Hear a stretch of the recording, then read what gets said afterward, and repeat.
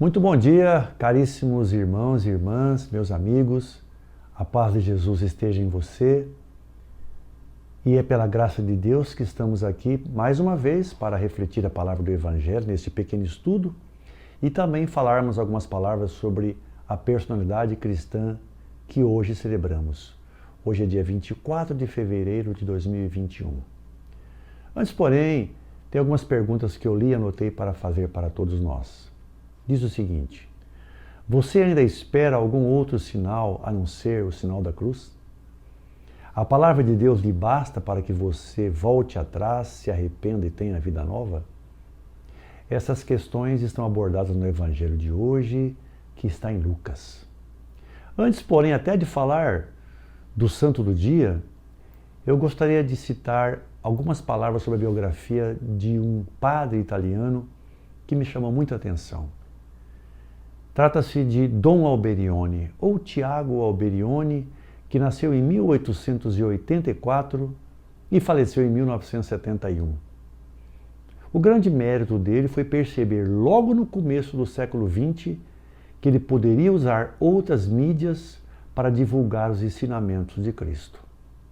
Ele criou várias publicações, algumas destinadas aos padres, outras para as comunidades, para as pessoas, para as famílias. E também criou aquilo que viria a ser depois aqueles folhetos de missa que nós usamos até há pouco tempo atrás. É dele também a criação da Família Cristã, essa revista que você vê ao fundo. Essas capas são de edições de 1960. Acredito que elas existam até hoje, porém, naturalmente, em mídias digitais, eu imagino. Eu me lembro quando eu era menino e mocinho, eu ia na casa de uma tia, ela assinava a Família Cristã, e eu sempre me pegava folheando alguma coisa, sempre tive bons conhecimentos através dessa leitura.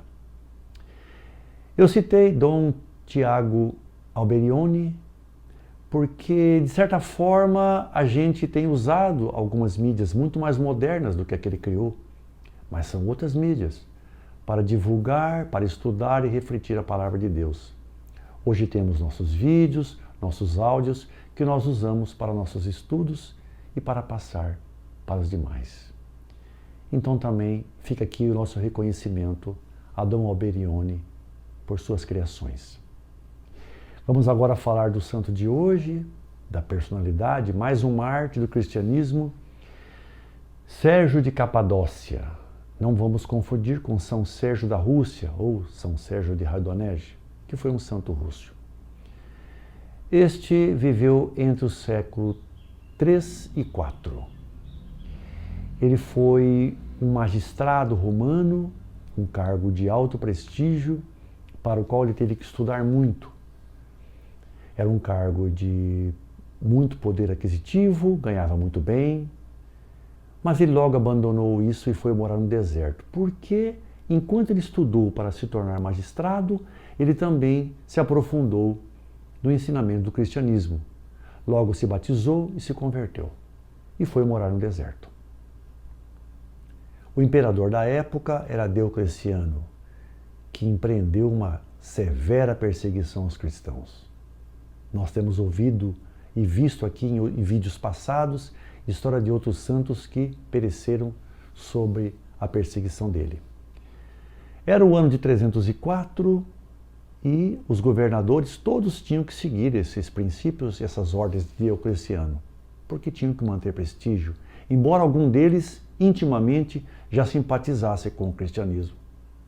Neste ano, numa certa província de Capadócia, estava um senador de Roma em visita. O governador local quis impressioná-lo, então era a festa anual de celebração do maior santo, do maior deus, melhor dizendo, dos romanos, que era Júpiter. Então o governador mandou buscar todos os cristãos que existiam por ali, colocaram na frente do templo de Júpiter e ordenou que eles renunciassem ao cristianismo e prestassem culto ao deus pagão. Nessa mesma época, nesses mesmos dias, Sérgio sentiu-se tocado no deserto e resolveu voltar. O povo até tinha se esquecido dele, porque estava ausente havia muito tempo. Mas ele voltou. Quando chegou, foi reconhecido e a primeira coisa que ele fez foi se colocar entre o templo e os cristãos. E ali ele pronunciou um veemente discurso criticando os deuses pagãos e exortando todos a seguirem o cristianismo.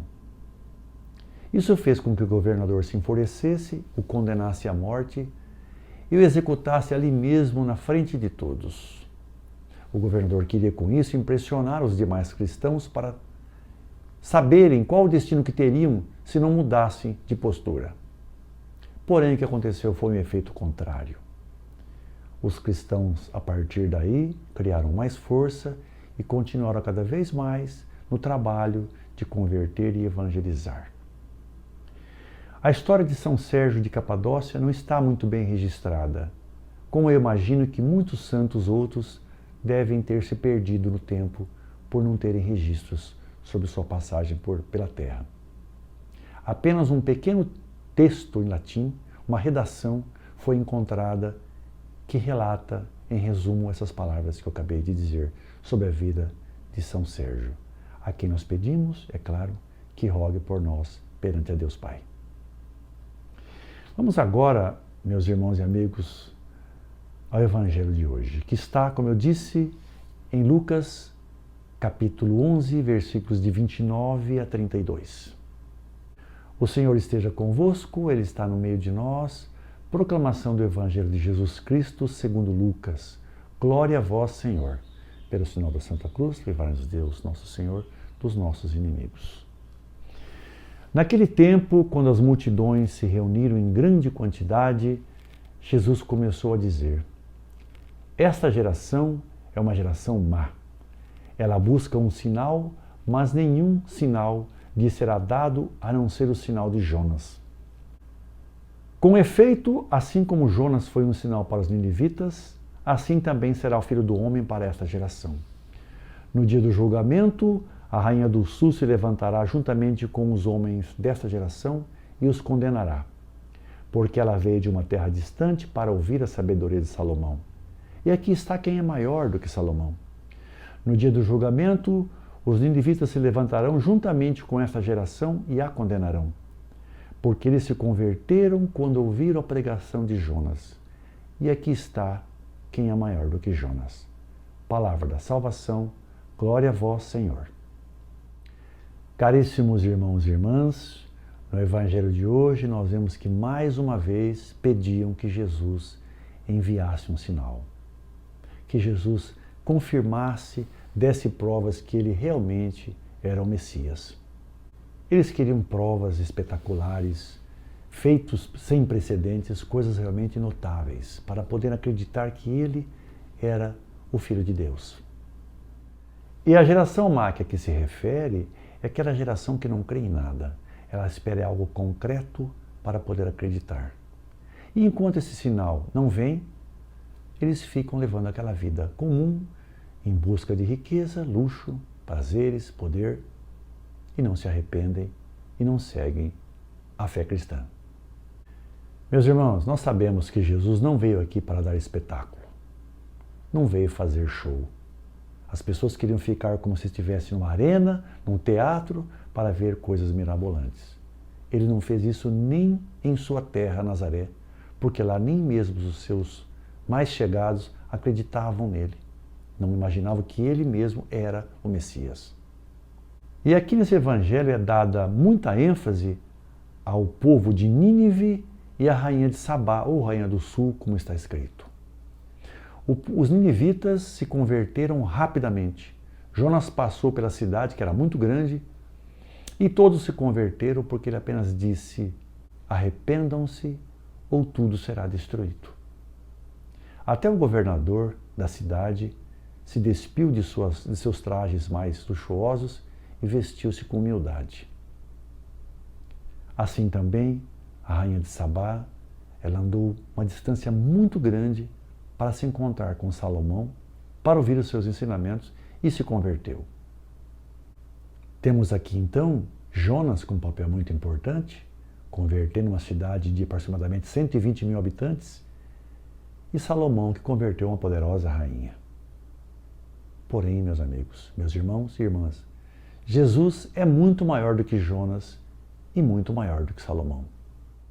E a salvação que Jesus nos propõe é de uma condicionante de obediência na fé, sem esperar qualquer sinal. Ele quer que creiamos sem antes receber qualquer prova de quem Ele é e de seu poder. Como Jesus repetiu inúmeras vezes, quem tem ouvidos para ouvir, que ouça.